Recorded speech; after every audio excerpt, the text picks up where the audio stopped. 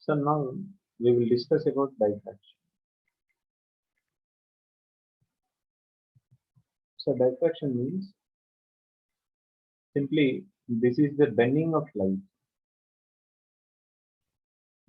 This is bending of light at the position of an obstacle. At the position of an obstacle is known as diffraction.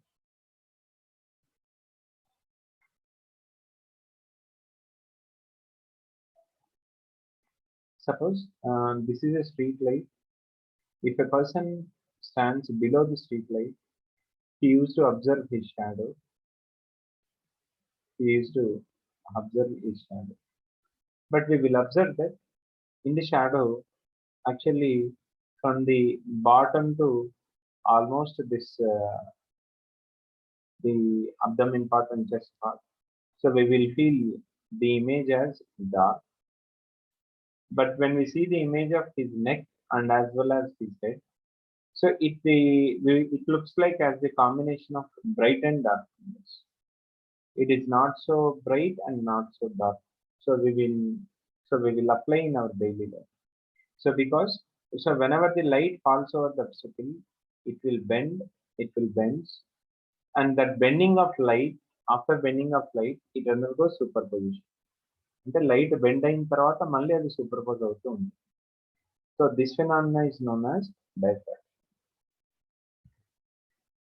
Next, we used to think of diffraction due to a single slit.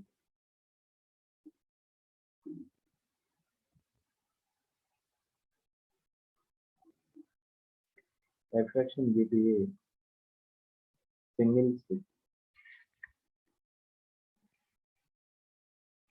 So we are taking a single slit.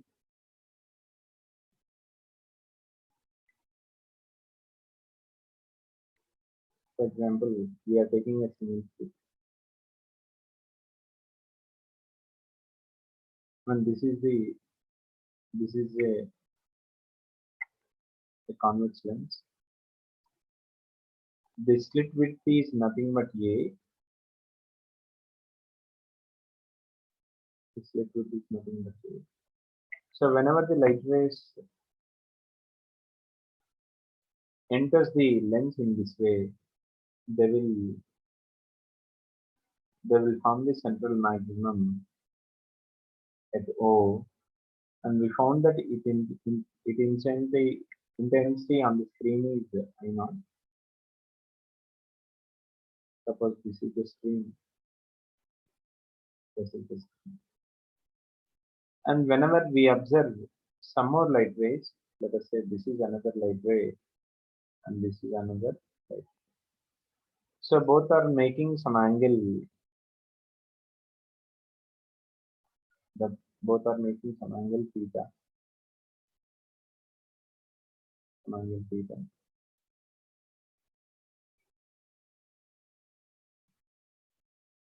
So in the similar fashion to the interference, we have a additional path difference of A sin theta.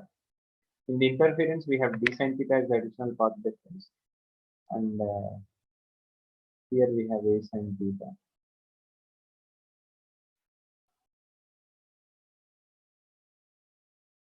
A sin theta.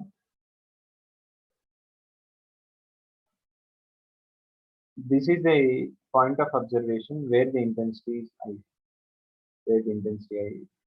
So here we need to remember one expression for the case of advanced. I equivalent generally we have I naught into sine beta by 2 by beta by 2 whole square. Sine beta by 2 by beta by 2 whole square. Where I naught is the intensity of central maximum and beta by 2 is equivalent to pi a sine theta by lambda. Beta by 2 equivalent to pi a sine theta by lambda. So here the most important thing is condition for minimum intensity and maximum intensity. So first we will take condition for minimum intensity. Condition for minimum intensity. So that is A sin theta equivalent to, we have the opposite condition for the interference. So we will say n lambda is the path difference condition for interference, but here we have n lambda is the condition for minimum. A sin theta is equal to n lambda, where it is having n equivalent to 1, 2, 3. And also we are having condition for maximum intensity. A sin theta is equivalent to n plus half into lambda. So here n carries values from 1 to 3. 1, 2, 3. So these two are the important required conditions for maximum intensity and as well as minimum intensity. So the basic difference is in the interference, the maximum starts from 0, but here in the diffraction, the maximum starts from 1. అక్కడ 0th central maximum అనేది ఉంటుంది, ఇక్కడ ఉండదు. n equivalent, it will be originated from first n equal to 1 అంటేనే మనం తీసుకుంటాం. So first maximum అనేది. And one more thing is, so the intensity distribution graph, that is very important. For example, I'm taking, this is the screen. So on the screen, we will take this is the central maximum.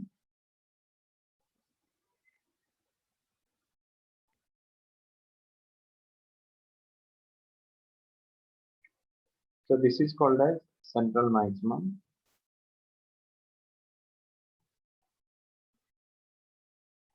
And this is called as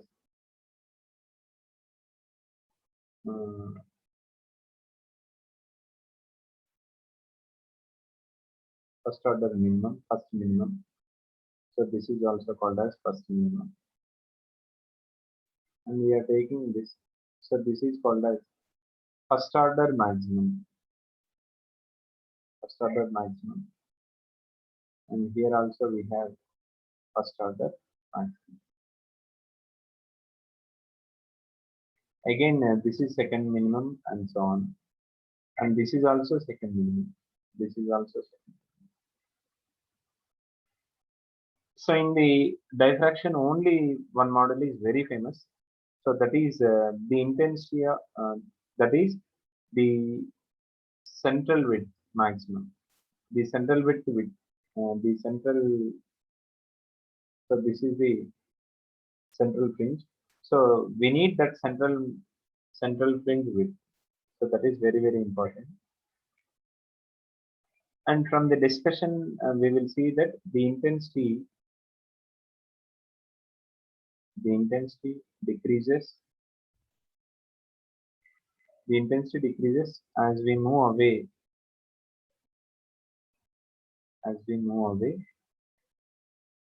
From maximum on either side. So that means in this way or in this way, if you move, so we will observe that the intensity of the light decreases. Now we are taking the condition for first minimum. We are taking the condition for first minimum. So A sin theta is equivalent to minimum means n lambda, 1 into lambda we are taking. And sin theta is equivalent to lambda by A. Lambda is the wavelength and A is slit width, we know that. So from the geometry, we will write sin theta is approximately equivalent to tan theta, that equivalent to y by d, that equal to lambda by A. So y is equivalent to, we used to have lambda d by A. So this is, in the discussion, this is the y. So automatically this is also equivalent to, so y we have to, this is y. So the most important thing is this one, width of central maximum. Width of central maximum. So that is W, we used to call W equivalent to 2y, or that is equivalent to 2 lambda d by. Sometimes they will ask angular width. So in such a case, we need to write W by D. W by D is equivalent to 2 lambda by A. And also we are having some theory which our width is proportional to lambda, lambda is proportional to 1 by mu. So that means if the entire pattern is shifted, so the central maximum width also depends upon the effective indexes. So therefore here we will also take angular position, angular position of first minima, angular position of first minima or second minima. Angular position means simply sin theta. Sin theta is equivalent to n lambda by a.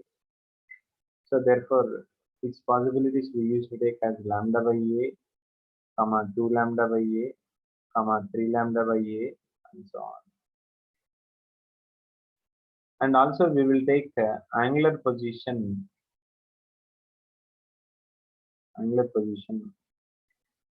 of first maxima and second maxima, first maxima and second maxima. So that equivalent to sin theta is equivalent to, you need to have n plus half into lambda by a. So therefore n equal to 1 to 3 we will substitute. So therefore n equivalent 1 to 3 means 3 lambda by 2a and 5 lambda by 2a and 7 lambda by 2a and so on we are having.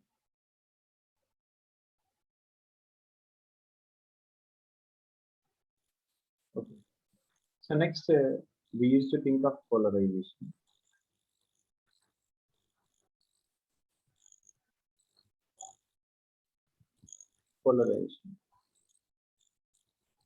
Polarization means the property of, its meaning and taking, the property of single-sidedness. Single-sidedness is known as polarization.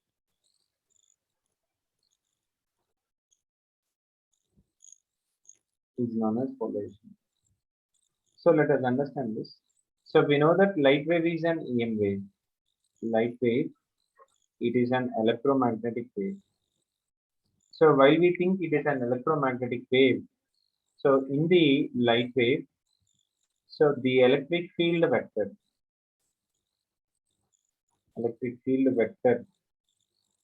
its vibration or its orientation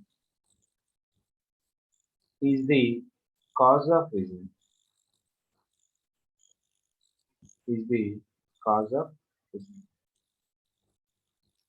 So while the field vector, electric field vector, suppose we are taking in the vertical direction as electric field. Suppose if we are taking in the vertical direction as electric field. So we will see that the electric field vector vibrate in same plane. So that means, so the electric field vector vibrate in same plane. So when the wave is traveling from one point to the another point, the wave, the electric field vector may not be confined to the plane. It may be perpendicular to the plane or it may make some angle.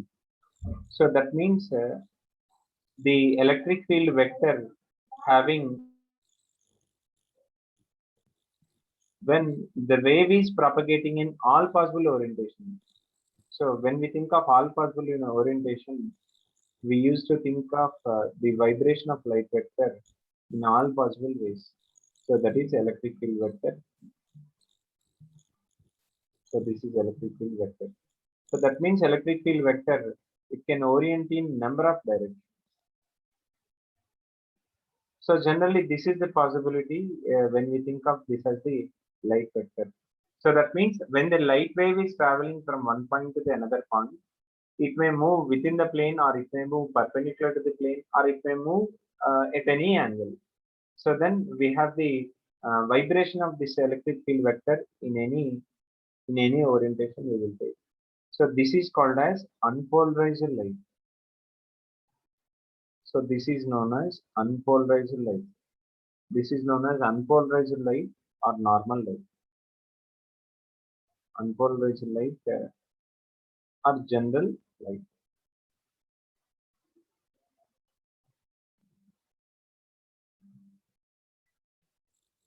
So as the vibration of your light vector, that is electric field vector, is not confined to a particular plane, so that's why it is called as unpolarized light.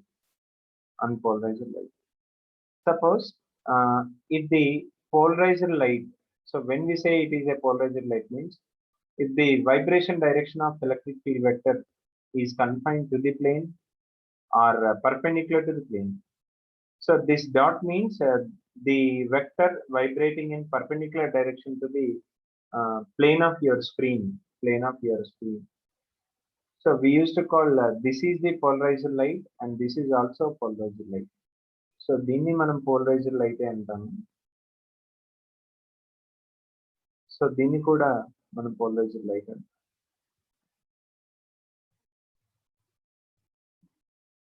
So we say A is the polarized light within the plane and this B light is polarized light perpendicular to the plane. Now slowly we will understand how do we get the polarized light and what is the procedure. So first we used to think of a polarizer. Polarizer means generally basically it is a calcite or tourmaline crystal. This is a calcite or tourmaline crystal through which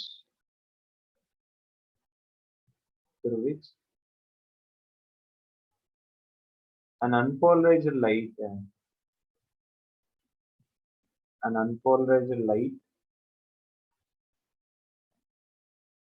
is converted into polarized light. For example, I'm taking initially unpolarized light. For example,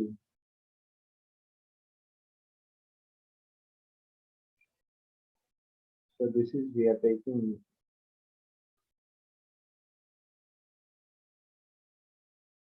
So this is electric field intensity E we are taking. This is the electric field intensity. So whenever we are sending it through a polarizer. So this is a crystal we are taking. It may be a calcite or tourmaline crystal. So then after passing through, when this unpolarized light passes through a calcite crystal, so then the light ray which is parallel to its principal axis, like this dotted line, may be allowed. So that means only we used to get a wave like this. We used to get the light field vectors like this. Only we used to get it like this. So here we will see clearly the polarized light is confined to the plane. The polarized light vibration is confined to the plane. So that's why we used to call this as polarized light. Polarized light. So that means if the vibration direction is confined to a plane, we used to call it as polarized light. For example, if we have vibration in more than one direction, so then we will take it as unpolarized light. For example, I'm taking in another diagram, I'm symbolizing the unpolarized light by this arrow and dot components. Suppose I'm rotating the crystal by 90 degrees, let us say, or the crystal is perpendicular to the plane. So in that case, only we have dot components. So dot means these are having vibrations. So these have vibrations. Perpendicular to the plane. And what my intention is, this light is also called as polarized light. So always remember, arrow means the light vector vibration is confined to the plane. So dot means the light vector vibration is perpendicular to the plane. Clearly speaking, so when you are writing a dot means you are observing the tip of arrow. You are observing the tip of arrow. So this is about the polarizer. This is about the polarizer. And next we used to think of analyzer. We used to think of analyzer. So analyzer means this is also a crystal. So this is also another crystal like calcite and tourmaline, like calcite and tourmaline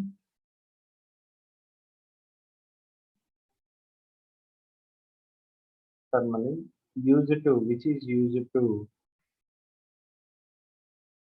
analyze whether the given light is whether the given light or incident light is polarized or not. Polarized or not. Suppose, so we will discuss how we are going to analyze the incident light is polarized light or not. For example, I am taking, obviously this is a polarized light. I am taking a similar crystal, so we are calling this as A. So A means analyzer. So at a particular orientation, we observe that we have maximum intensity. So always you need to remember that the face of the crystal, will act as a slit for the incident light rays. Face vertical గానే ఉంది, arrows కూడా vertical గానే ఉన్నాయి కాబట్టి మనకు outcome అనేది maximum intensity వస్తుంది. Suppose if we take this is the I0 intensity, we will get this is I0. లేదా ఇది I0 by 2 అనుకుంటే incident I0 by 2 అని మనం. Now in the second case, we are rotating the crystal by 90 degrees. We are rotating, so that means we are turning the analyzer by 90 degrees. We are turning the analyzer by 90 degrees. So in a such a discussion, in that example, we will say that it is having zero intensity, because so when we take the vibrations of the light vectors within the plane, but the crystal is perpendicular to the plane. So we will see again clearly, the vibration is confined to within the plane, but you have a slit, you have an entrance perpendicular to the plane. So therefore automatically these arrows components are get stuck and we will get no light. So we will get no light. So in this way, if for one orientation we get maximum intensity, and by turning the crystal by 90 degrees, if we get zero light, no light, so then simply we will say that incident light is polarized light. Then incident light is polarized light. So మనం అలా చెప్తున్నాం. ఇప్పుడు unpolarised light ని కూడా మనం చెప్పొచ్చు. ఎలా అంటే, for example I'm taking this is unpolarised light and I'm taking a crystal. So then we're taking the component which is parallel to the face. ఈ ఫేస్ కి ప్యారలల్ గా ఉన్న కాంపోనెంట్ తీసుకుంటాను. So finally I will get arrows. Suppose if we rotate the analyzer by 90 degrees and we are allowing the same light, so then we will get the dot, because the dot is plane perpendicular and the crystal is also plane perpendicular. So therefore, in the second case, the crystal face is parallel to the dot components. So therefore, it will allow the dot components. So that means at the first instant, let us say if the instant is I0, and you are calling it as I0 by 2, because you are getting only half of the intensity. And by rotating the crystal by 90 degrees also, we are remain with same intensity. So that means for any orientation, if the intensity remains as constant, so then this incident light is called as unpolarized light. So this is after turning analyzer by 90 degrees. Next, we used to think of Malus law.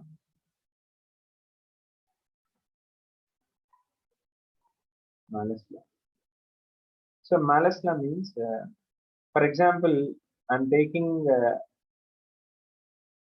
mm,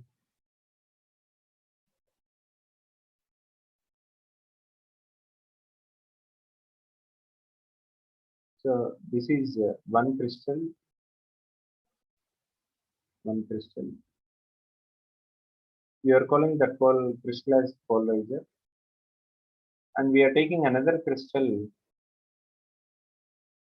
So that crystal is making some angle. That crystal is making an angle, some theta. We used to call this second crystal as analyzer, and the theta is the angle between the polarizer and analyzer. So we will take, this is the axis of the crystal, this is another axis of crystal. Polarizer and analyzer makes an angle. So here we need to understand the exact meaning. For example, we are taking unpolarized light. Arrow components we are having, dot components we are having. So, and we are taking I naught is the intensity of incident light. So when it passes through a crystal, only we get half of the intensity. That is only we get, either we get arrows or dots. So therefore I am taking the intensity as I naught by 2. Similarly, the instant amplitude is A naught, the final amplitude is A naught by root 2 we will take. And the outcome intensity I equivalent to, generally we used to use a logic. The incident crystal, the intensity of the incident intensity of light on analyzer. The incident intensity on analyzer into cos square theta. That is, so what is the intensity of light that is falling on the analyzer is I naught by 2. So I naught by 2 into cos square theta wave height. So this is I equivalent to I naught by 2 into cos square theta. So you need to understand this is very, very carefully. I is the nothing but, so this is the intensity of the polarized light emerging from analyzer, intensity of polarized light emerging from analyzer, which is making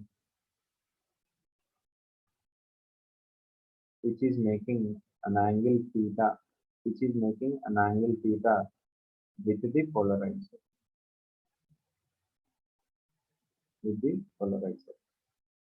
and here I naught is nothing but, this is the intensity of unpolarized light.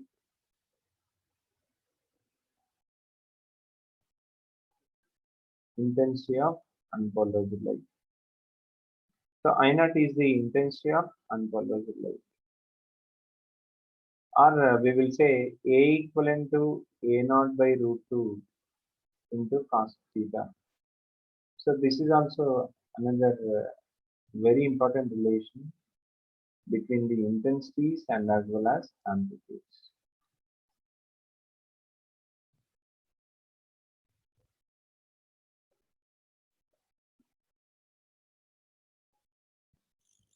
For example, if you have 3 crystals, suppose I am taking, so these 3 crystals, out of these 3 crystals, so the first and third crystal are mutually perpendicular to each other. Okay, I'm taking, this is the first crystal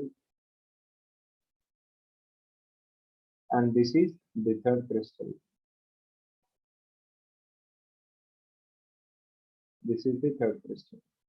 So we are taking another crystal in between first and third. This is the second crystal. So the first and second, they are making an angle, let us say theta. So automatically the remaining angle between them is 90 minus theta. So when I naught incident light is, we are taking unpolarized light. This is the I naught. When it passes through a crystal, only we will get half of the intensity, that is arrows we are having. So therefore, we used to write the intensity is I naught by 2. And we will take the output through the analyzer according to the Malus law. Incident light into cos square theta. Incident light on the analyzer into cos square theta. Incident light on the analyzer. Let us take this is the first analyzer. So incident light is I naught by 2 into cos square theta. So this is, we used to call this is analyzer 2.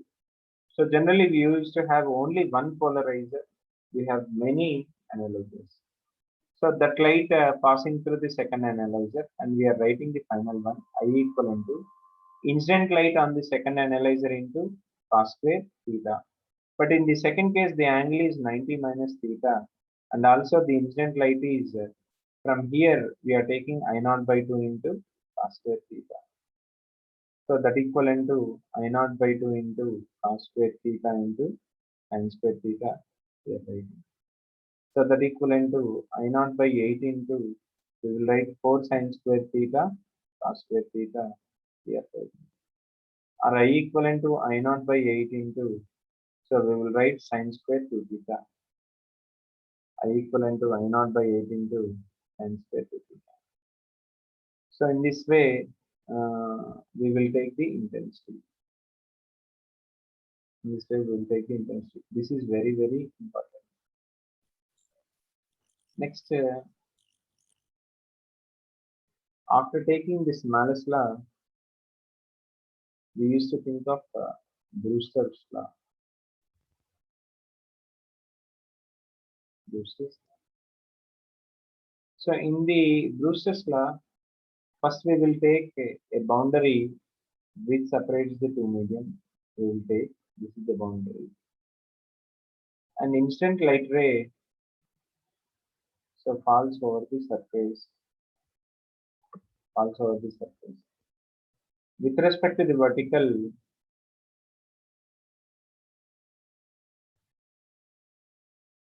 suppose with respect to the vertical, let us take it makes an angle theta.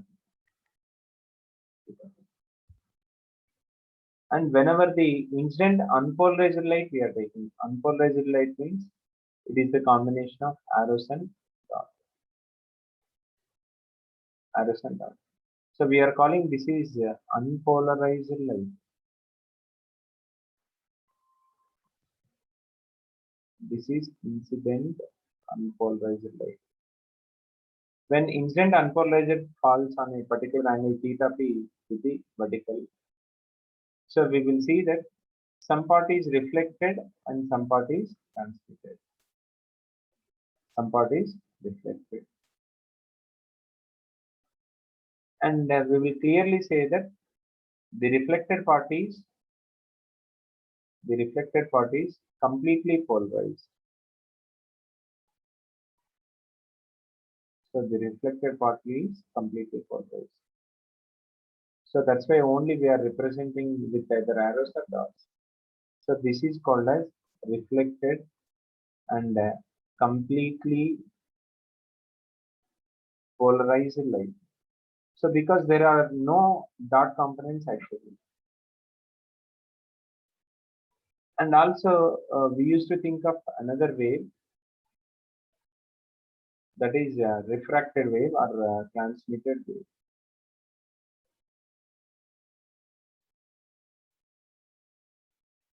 Refracted wave or transmitted. We are having dots and those arrows and dots. So this is called as refracted light ray. But this is not totally polarized. This is called as partially polarized. Partially polarized. Right. So here we will say that, so if the incident light ray falls over the boundary at a particular angle of incidence, so if the reflected light ray is completely polarized light, so then from the experiments they find that, so the reflected light ray and refracted light ray both are perpendicular to each other. When the reflected and refracted light rays are both are perpendicular to each other. So here we will take this is the angle of reflection. Let us take this as r dash, and this is 90. So from the geometry, theta p equivalent to r dash, we are writing angle of incidence equivalent to angle of reflection. And also we will say r dash plus 90 plus r is equivalent to, so the total angle is 180 degrees we are having. So therefore we have r is equivalent to 90 minus r dash we are writing. 90 minus r dash means theta p we are writing.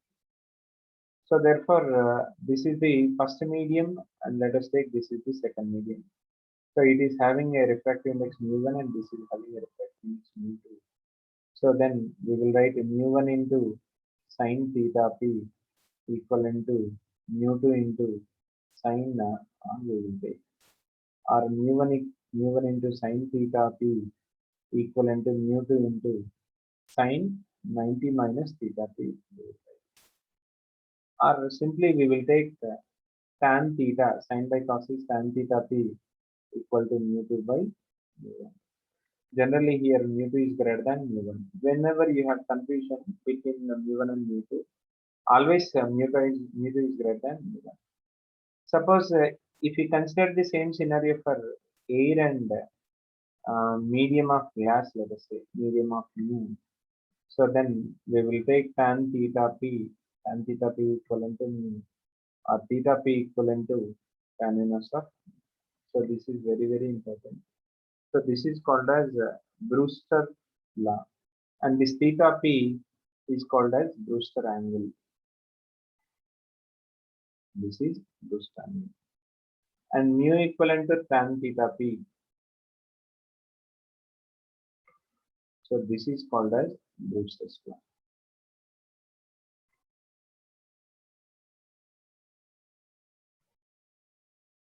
This is called as Brewster's law. So in this way they will consider.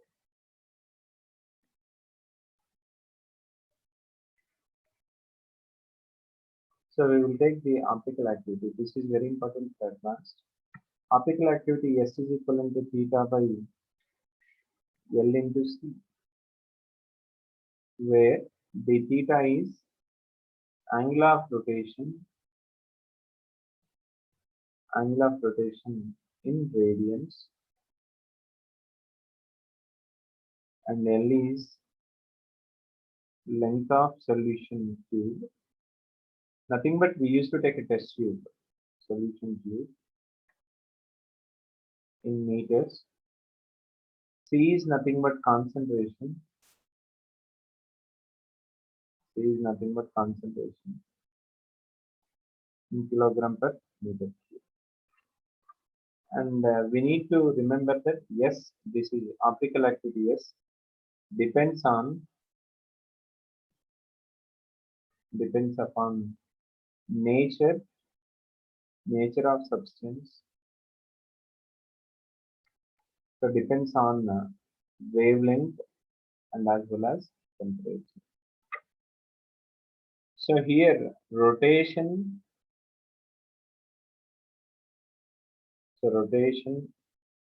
reduced in plane of vibration. Rotation produced in plane of vibration. Rotation produced in plane of vibration of plane polarized light.